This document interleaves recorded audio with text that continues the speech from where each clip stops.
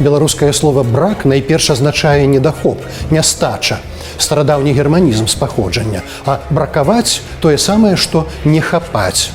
Брак часу, яму бракуе грошай, яму толькі птушынага малака бракуе. Брак у значэнні хіба, дэфект адсюль жа. Калі рэчы бракуе якасці або важнай дэталі, яна і ёсць бракаваная. Хто вырабляе бракаванае, банкрутуе.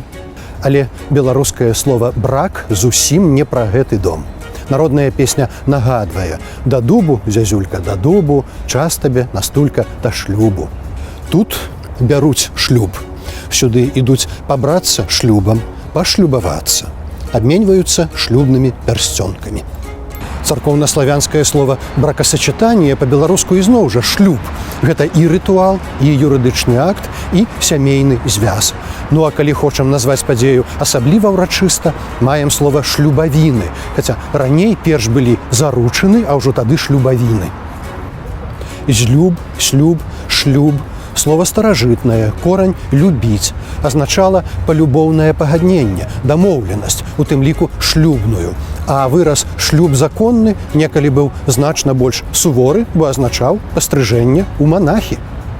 Зрэшты, шлюбу можа перашкодзіць акурат брак, прыкладам брак рашучасці. Баіцца ён ёй прапанаваць шлюб.